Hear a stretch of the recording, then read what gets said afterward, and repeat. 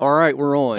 Man, this is episode, I think I'm going to walk out on a limb and say it's maybe 14. Is that right? Like, count them up. Like, you got the master files right there? Not all in one place. Let's just maybe call it 14. Sure. I think. If that's wrong, you just look at the number and go, oh, well, they totally missed that.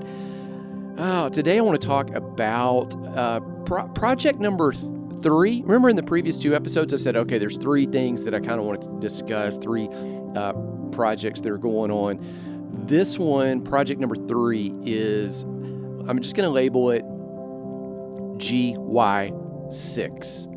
Now, I'll come back to the end of this, and if we get all this in one episode, then I'll tell you what that means at the end of this episode. If it rolls into 2 episodes, we'll just have to say it'll be at the end of the next. So I am tied, just, so people know, like, I am tied to my notes. Like, right, you can hear them in the microphone right there picking up in the studio. Oh, it's okay. a very thick I mean, book. you've got a great microphone system, though. I was before just recording this on an iPhone, and it worked, but man, you get a good microphone, it's a whole different level. It's a game changer. By the way, I want to give you full credit. You're correct. It's episode 14. This is episode 14. Okay, so we are GY6. Okay, I'm going to explain it. Some of you already know what it is. I've got a book. Like, this is the actual book. Hitting the table right there. Man, did you hear that echo? That's all the springs vibrating from all the microphones. The springs are evidently there so that you tap a mic, it doesn't rattle everything. Ironically, you hit the table, it just booms everything. Okay, so GY6, a lot of you're listening, you might not even know what this is. I'll explain it. I had it sitting on a shelf a couple weeks ago. I was team teaching with my dad, really kind of like WWF tag team in the scenario, like old school 80s tag team wrestling. Both guys would be in the ring at the same time. Not supposed to be, but they would. And so we were tag teaming a group of pastors and ministry leaders, both on the stage area at the same time, kind of back and forth. He talks for 3 minutes, I talk. It's all heavily, I would not say scripted, I would say planned. And some of the books we had were up there for church and ministry leaders, and I had this GY6 book. And a group of pastors came up there at the end. They have a lot of military, first responders in their church, and they said, we want that. We know exactly what that is. So I'm going to do the wind-up all the way through this episode and maybe in number 15, and then we'll explain what GY6 is. But I got to tell the backstory to get there. And that is a long intro for nothing. All right. 2 backstories converge into this project. One of them is personal and one of them is professional. And I'm going to warn you, like, both of these are long. They're not going to be short, but there's a professional stream and there's I'm going to tell you the personal stream that's kind of going into this first, and it's going to converge. And I want to tell that because I really think you're listening right now, whether you're listening sometimes like I would do, kind of nodding off to sleep, or whether you're listening while you're doing the morning jog, the afternoon commute. You might be just sitting in the miserable carpool line waiting for kids, doing the dishes, whatever you're doing right now. I really believe some of the backstory, especially on the personal side, is going to, even if it's different, it's going to hit with you.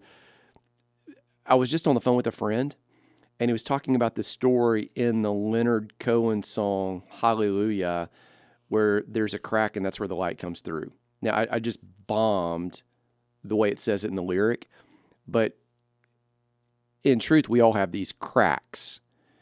And the sooner we acknowledge them and deal with them, the better. And also, when you start looking at them and you review them with the lens of no shame, and just go, oh yeah, man, this is where I've been. Or this might even be where I am. And that location, it doesn't really define your identity. It just determines where you were. As well as some of the lessons you can pick up, and often the opportunities that you have to help others. Because that cracks where the light shines through. And when the light shines through, it doesn't just impact you, it impacts and helps lead other people forward. And you start finding out that your present or past pain point, if it's dealt with in a helpful way, it may very well become the platform that empowers you to help other people. And that platform might be writing a book. It might be teaching a course. It might be speaking. It might be leading a ministry. It might also be just making an impact with the kids that are on your street that you see all the time, or the people that you coach, or those in your small group, or your close friends and family. So when there's a crack, light comes through, and it not only impacts you, it makes a difference for other people. All right, so we're going to pull together two streams here: professional second, personal first. All right, so here's the personal background to GY6. Man, you go back, I'm going to call it 2014. So that's like, as of the recording of this, it's like 11 years in the rearview mirror. I was working in a ministry that was helping men and women coming off drugs, off the streets, out of prison, court ordered to us as an alternative to a jail sentence, even some victims of human trafficking, housing them, helping them rehabilitate, rebuild their life. They were with us sometimes 9 months, 12 months longer, and move forward and relaunch. It was an incredible journey. I did that field for 8-9 years, and it was one of those things that I thought, goodness, I'll never leave.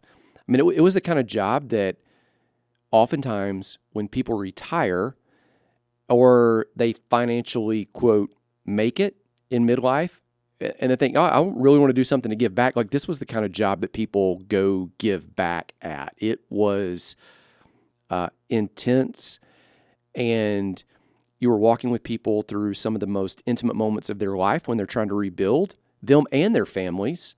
You'd see this radical restoration, and it was, I mean, to use a word that's tossed around all too common, it was awesome. During that season, simultaneously, started working with a home-based business, network marketing. Some people call them a pyramid scheme. I think I've referenced that before, that term. And it wasn't. There are bad versions of that, and I get it. There are also some great versions of it. And the version I was working with, not perfect. And there were some unhealthy personality types that started emerging, and you start seeing those. That's true everywhere, but it was a great experience during that season for me and my family. And it facilitated the opportunity for me to stop working outside of the home at that ministry and focus all of my time inside the house and working on that business, doing some writing, doing some speaking, communicating in other areas, and at the same time helping my family walk through what soon came to be a long season of crisis after catastrophe, after chaos, after confusion, after all kinds of hurt. Some of that stuff brought on by some of our own decisions, some of it completely out of our control, but nonetheless, we had to walk through it. So 2015, I'm not working outside the home. I'm working inside the home, and it's great for a season. And then all of a sudden, 2016, I find myself, I don't think clinically so, although there is a clinical diagnosis for it and it's valid, I find myself depressed, like really feeling down. I think some of it was because of some of the stuff I'm walking through. During that season, I've not talked about it too much, and may at some point in the future. I've talked about it from the stage in kind of closed rooms, but we had 2 failed adoptions during that season. And part of the trauma that was added to it was not only how it affected and hurt some of the biological kids, but is also the fact that some of the things the adopted kids did, I had to go as a mandatory reporter, speak to a counselor, and then talk to DHR and local authorities about some of the things that happened in in the house. And I mean, man, the grief and the layers of shame and the walking through, again, longer stories for a different time, but I'm probably just not teasing it, but saying it just so that as you're listening, this wasn't like, oh, I'm just feeling down because I don't have anything to do. I'm sitting around and like, eating ice cream or snacks all. Like it wasn't that.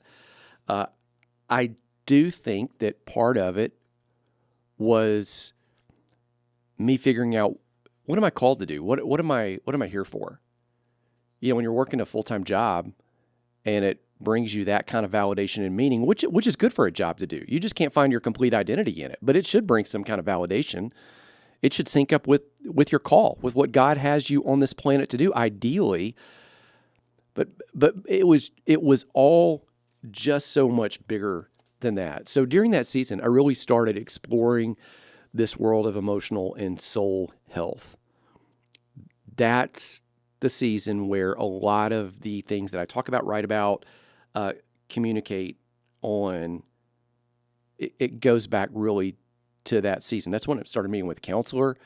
That's when I started reading a lot of books kind of in that area, not to the exclusion of my faith. I mean, I was integrating it all together. And I stumbled upon these two books. And I'm going to read you some of the quotes from them just because they kind of started hitting and punching. All right, so book number 1 of 2.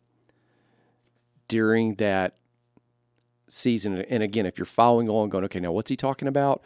Remember at the beginning, I said there are 2 streams that converge. Stream number 1 is personal. That's what we're in right now. Stream number 2 is professional. So I'm talking about stream number 1 and like just the personal, just chaos, and 2 of the books that I read during that time. Two of the many. So book number 1 that I'm going to tell you about was The Road Back to You. It's by a guy named Ian Crone. It is about the Enneagram. Now, the Enneagram, there's 9 personality types according to the Enneagram. It is an ancient look at how we are wired and designed differently. All people, have different views of it. There are people that think, well, it's mystical. There's some people think it's very practical. I think really you could probably misuse and abuse just about anything. This is a great personality profile type tool because it tells you, based on some of those 9 types, some of your superpowers based on that type, some of your weak points that you got to watch out for based on your type. It tells you what you automatically divert to when you're feeling healthy, and it tells you some of the tendencies when you're unhealthy. So it's just helpful, not as a prescription of what must happen, but just for you to be self-aware so you can make some adjustments. So I'm reading through this and decide that based on, I'm not going to go through all 9 personality types. And people call them all different types of things, but it comes down to I'm either a 7, which is the energetic, outgoing, wants to be involved in the party type thing, or I'm a 3, and I can't determine which. It's part art, part science. In fact, just as a footnote here, like if I was writing the story in a book, I would literally put a footnote. I was in a small group with some men, and we were walking through, it was a 12-step Celebrate Recovery group years ago, and we went through that resource. It was great. And then we're like, man, let's keep meeting and working together. And one of the guys suggested that book. I'd already read it. He suggested it, and so we pick it up, and we're trying to peg each other and like talk, and it's really kind of helping, iron sharpening iron. And in that small group, like that debate went back and forth, like, are you this, or are you that, or are you this, or are you that? Came down to probably the 3, which is known as the performer. So here's what it says in Ian Crone's book, The Road Back to You, about the performer. And this is what I'm reading. I'm highlighting it. Like I'm reading at night. Go to bed. I'm kind of sitting there in the bed, not watching TV, reading, got the highlighter out. And I'm reading this not in the sense of like, oh my gosh, I'm so screwed up. I'm reading in the sense of like, oh, man, I got some work to do. Like these might be some tendencies. All right, so the the performer. When the performer is unhealthy, here's the quote, page 131 of the book, of the version I have. I understand there may be different, editions by now. Unable to admit mistakes, behaves as if they are superior to others, desperate for attention. These threes may turn into the deadly sin of self-sufficiency, and even to the sin of intentional deceit, telling others fabricated stories about themselves and their accomplishments in order to maintain their image. I mean, this is like the Andre Agassi. Remember the Nike commercial? You were probably just a little kid. I remember Andre. Image is everything. I mean, that's what, when unhealthy. Now remember, every one of the 9 types, and this is not going to be a lesson about the Enneagram. This is just, I'm just kind of landing on what I saw about myself. They all have unhealthy tendencies. In Bible world, we would just call it sin. And they also have sanctified, healthy tendencies where you go, goodness, this would be where the Holy Spirit really moves through you to make an impact on the world. Okay, let me show you what else. I highlighted this too. These threes, quote, see love as something to be earned. It's page 130. That's why you perform, because you want people to like you. I guess we could all do that on some level, but man, if you're this personality type, like that tends to be your, let's just call it sin of choice, or one of the sins of choice. One thing they need to do is they need to get to the point where they can tell the difference between the fake self, meaning the image, and the authentic self, because according to page 133, quote, they lose touch with who they authentically are. Yeah, it's just a pause. Another one calls them, another little observation on the unhealthy side, shapeshifters, social chameleons. Meaning you just walk into a room and you can size it up and go, okay, who do I need to be in this environment? Do I need to be funny? Do I need to be quiet? Do I need to be serious? Do I need to be life of the party, or do I need to be, man, and I wanted to go, oh, it's exhausting. But no, like if you're a 3 and you're unhealthy, like it's not exhausting. You're like, man, this is just what you do. You change your personality just like you change a coat or a shirt or a pair of shoes. But notice this, like when they are healthy, they're no longer terrified of failure, and they openly share about what they've learned from their mistakes. Okay, so the pain then becomes the platform where you can help other people move forward. Okay, keep on reading. Question then: why does this tension happen? Why do people act like this? Or let's just be personal. Why would I act like this? Page 137 says, early in life, they pick up the wounding message, quote, you are what you do.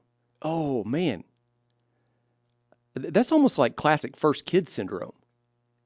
Oldest child syndrome, which I happen to be. As a result, continuing to read, they become high-performance achievement machines, striving to excel and be acknowledged for their accomplishments because that constitutes the basis of their identity.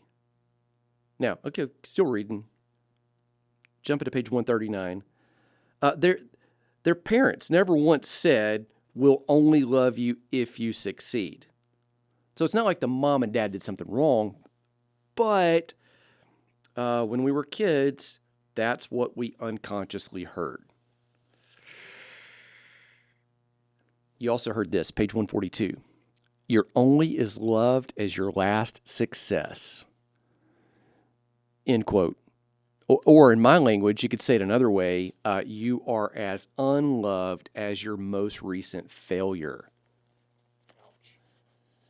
Now you think about, like, when you're in a society right now where success and healthy hustle is emulated and almost held up on this pedestal, I mean, how are you going to say you fail? Especially when this is already, performance is admittedly your struggle.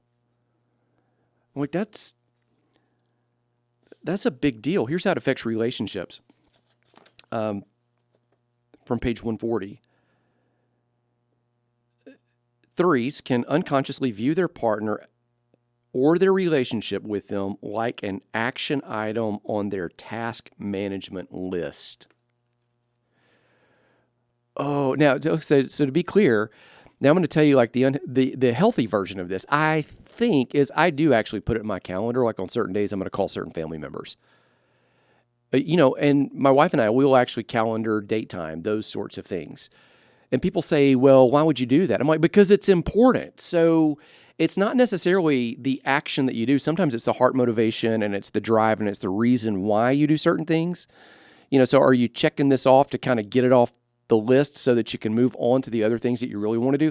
Or are you sinking into the relationship and you go, no, I've seriously blocked this time because it's so important. I don't want anything else to encroach in and take over what I've purposed to do here.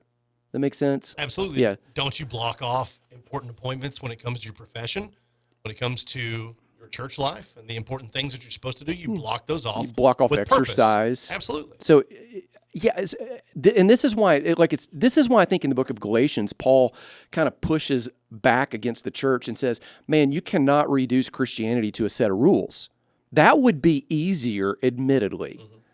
And you might do the same things without a set of rules, but it would be the heart motivation that's driving you, not necessarily a rigid, legalistic checklist.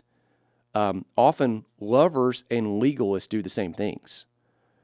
They both worship, they both read scripture, they both pray, they both give generously, they both, again, there's certain things that are just kind of I would say it's an overflow. For one, it's an overflow of love. For one, it's an overflow of, I got to check these things off in order to be accepted by God. And on the outside, they look the same. But what's driving it? So as an unhealthy three, the relationship with the partner, you got this time and this stuff that's blocked off, but you're doing it as a task, not as oh man, it's a sacred trust. I get the opportunity to do this and I'm going to protect it. Keep on reading. Relationships of spiritually unevolved threes, the three is the performer, again, in the Enneagram, they suffer because they're almost all workaholics, meaning the three. Dude, are you a workaholic? No. Okay, I know like that's one of my tendencies. I am. One of my oldest girls, Ivy, sent me a text message one day, and it was a reel that she saw on Instagram, and it was somebody else had created that said, my dad on his day off. And it showed the dad waking up really early, going up on the roof, blowing some leaves off the roof, pressure washing the house, doing all these tasks. And she was laughing about it. So it wasn't like it was not a jab. Right. It was just why are we sitting around if we could be doing something productive, right? So they're almost all workaholics. They have so many projects running and so many goals to achieve that they can't give their undivided attention to the people they love. So it's not that they don't love. It's just, man, that's like taking second place, third place. Ironically, page 143, once that project is done, they're on to the next one. And often what they do is they start marketing and packaging themselves for mass consumption. Now, why does the person do that? Because they want to feel loved. How do you feel loved? You perform. You perform, people approve. You all of a sudden feel something. All right, makes sense? Mm-hmm. Yeah, that's book number 1 that I'm reading during this season of like personal self-reflection while all this chaos is going on, and you're thinking, man, like the world around me seems to be falling apart. There's this crisis, there's this chaos, and we can talk about some of that stuff later on in a different episode. But is this because something's wrong with me? Or is this just the natural result of living in a fallen world, or why doesn't this happen to other people? And just as a note, it does happen to other people. We just don't talk about it. And again, going back to the song, the Hallelujah song, that crack is where the light comes through. But if we don't show the crack, or keep plastering over the crack, or keep hiding the crack, everybody feels all alone, right? And then we don't link arms, lock arms, and walk together, and then we feel like something's wrong only exclusively with us, and then we're not serving each other at a higher level, when the truth is, probably on this side of heaven, everything's not going to ever be 100% what it should be. And sometimes that's, to be honest, our fault. And a lot of times it's not. It's just the result of living in a world that's broken, that's full of other broken people like us. All right, so that's book number 1. Book number 2, man, and I'm gonna tell you, like, I'm almost embarrassed, as you'd probably think that a person who suffers with performance might feel about telling you the name of this next book. But I'm walking through Barnes & Noble's one day during the season. You know, it took the kids up there, and they're probably getting snacks or looking at books or playing with like the Thomas the Tank Engine trains that were in the back of Barnes & Noble at the time. I don't even know if they're still there. Boys are probably looking at Legos, like trying to figure out, oh, how can I angle to get this one for Christmas or birthday or whatever's next. I'm looking at the books, and I come across this one that I pull out based on the cover. Yeah, I judged the book by the cover as okay, so you're listening. You do that. We all do that. And the name of the book by Mark Ettinson, so PhD, Unmasking Narcissism. And so you felt drawn to that. Yeah, I mean, I did. But, you know, in part because, man, you've just read this book, among others, but like really, you know, one of them, I locked onto that one at the Enneagram, and you go, okay, I'm struggling with performance. Like, that is one of my issues. That's been, man, I can trace that thing back for a long time. Like, there's always been some goal, always been something. And some of them are honestly great goals, and some of them are just artificial metrics that I put up to prove to myself that I did something. So some of them don't even matter. That's Siri saying, I don't even understand. Yeah, Siri doesn't get, I don't know if that came through or not. Anyway, man, you know, so you're dealing with this stuff, and you pick it up and go, man, I'm going to flip through. I mean, so I flipped through in Barnes & Nobles, you know, like everybody does. They're like reading the book and deciding if they're going to buy the book. And it was enough that it kind of sucked me in like a tractor beam. It's like, I'm going to buy this book. And so here's what I got out of it. Couple things. All right, so narcissism. And isn't that like just the hot word of the last 5 years? Oh, that person's a narcissist. And people really don't understand what it means.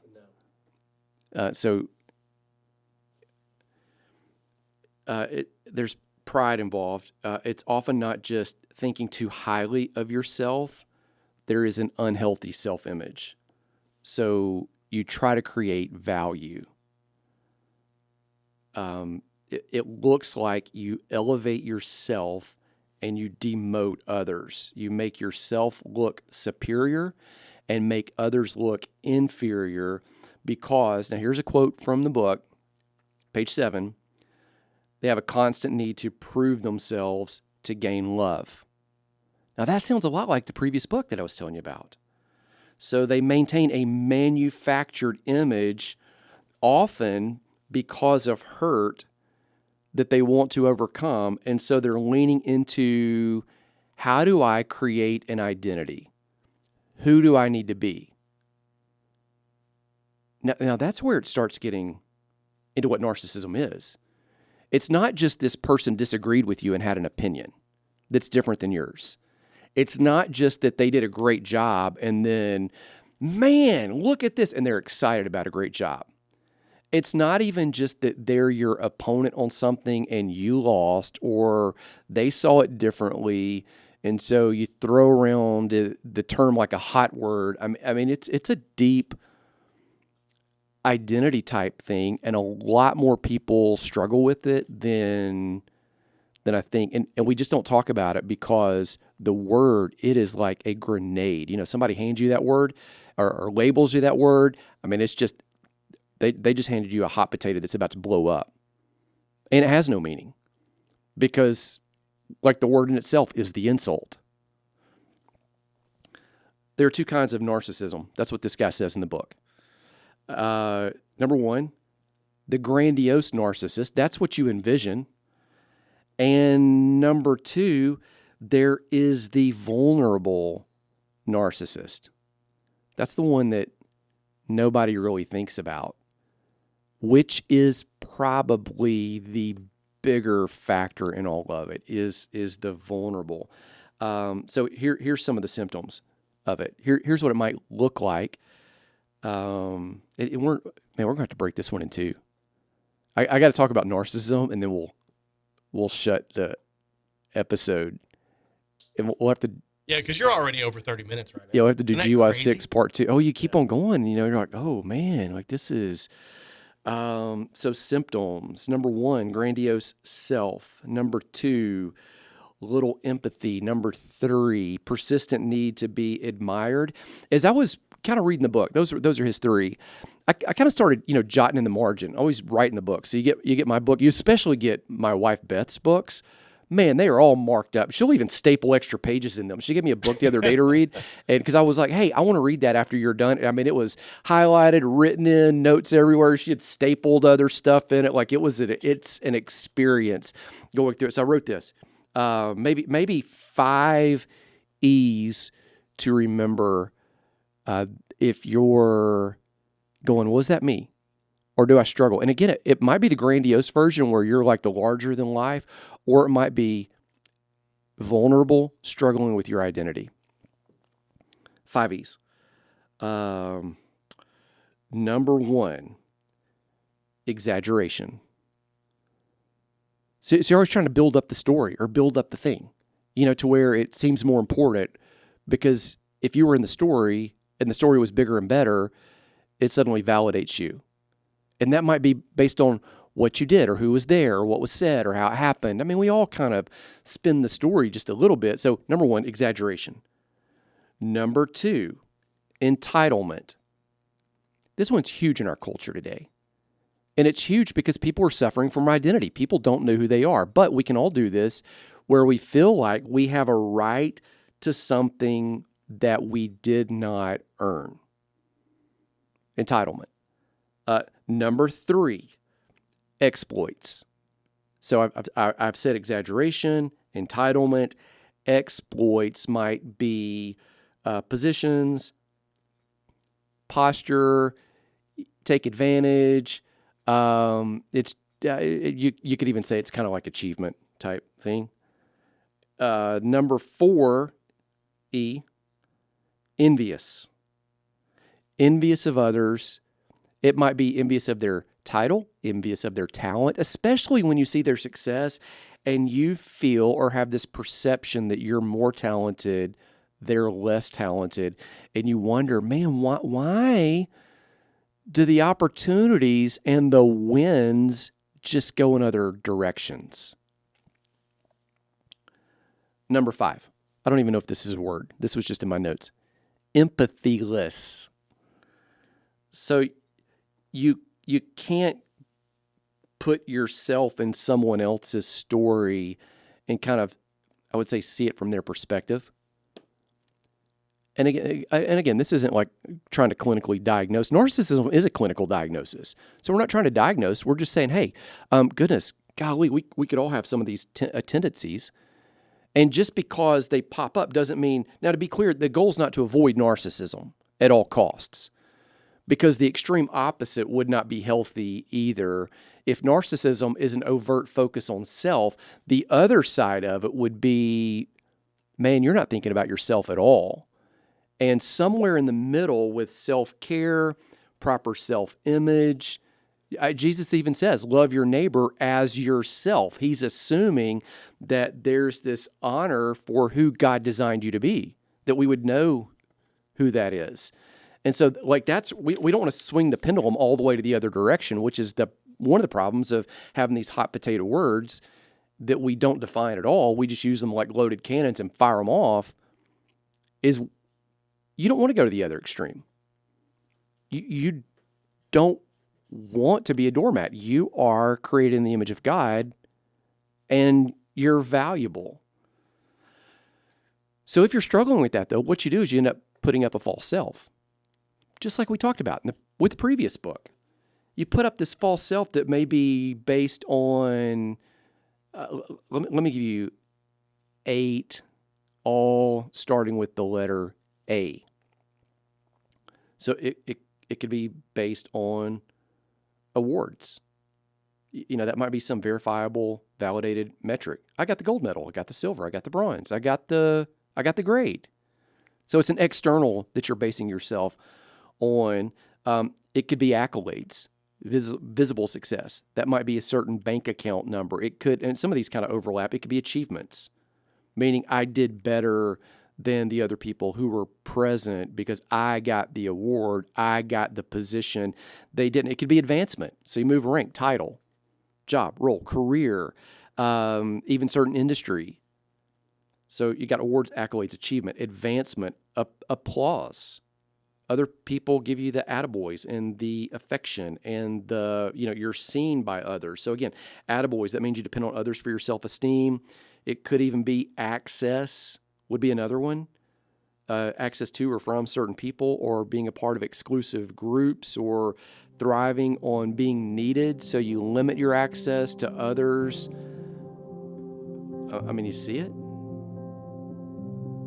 So the cause of this, it's back to that conditional love thing. It's back to the idea, whether it was intended or not, or whether it was the message that was delivered, that you got the idea somewhere that love is to be earned, and it's not something that's just freely given, freely received. And so we go out there and we chase it. And so we start building up almost this fantasy world, and we start excluding things that don't fit. We exclude data that doesn't fit the need. So you push the bad stuff out. You push the bad stories away. You almost stop living in reality, because if you face it and you address it, whatever it's going on, whether it's a bill or whether it's a relationship or whether it's I need to confront this, or this is falling apart over here, you become depressed and you think, I can't even think about that right now. And so you exclude data that doesn't fit the role that you want, and then you lean into other ways to deal with it. Make sense? And at the root of both of these, man, I think we got to end there. Because it's just, we've gone so long. So we're going to pick up with part 2 in the next episode. But when it comes down to it, like what you've done and what I started learning by going on this deep dive, again, in the personal stream, and we're still talking about the GY6 project. Where did it come from? You've somehow gotten the idea about your identity incorrect, that your identity is something that you achieve rather than it's something that you discover and you receive, that God reveals to you. And then you've gotten the idea that your identity, it's not perfect and created in the image of God. The more imperfect life becomes, the more fractured that identity is, when that's not true at all.